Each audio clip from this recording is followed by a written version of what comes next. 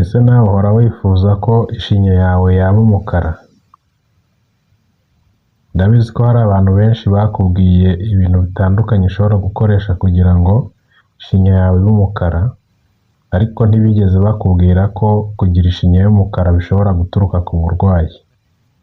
Nta nubwo bigeze bakubwira ko hari uburyo ushobora gukoresha uhindura ishinya yawe umukara, ariko bukaba bwaguteza ikibazo cy'uburwayi budakira ndetse byakuviramo n'ingaruka zikomeye.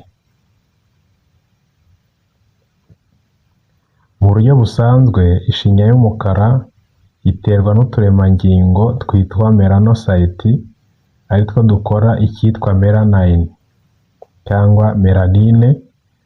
Iyo akaba ariyo ishinzwe gutanga ibara ry'uruhu ndetse n'ibara ry'ishinya, ibara ry'imisatsi yacu ndetse n'ibara ry'amaso.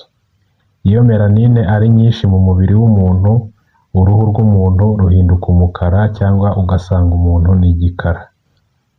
Iyo yabaye nkeya, umuntu agira ubumuga bw'uruhu wita albinisme. Ba bantu usanga bafite uruhu rw'inzobe bikabije cyangwa se wavuga ko rwerurutse.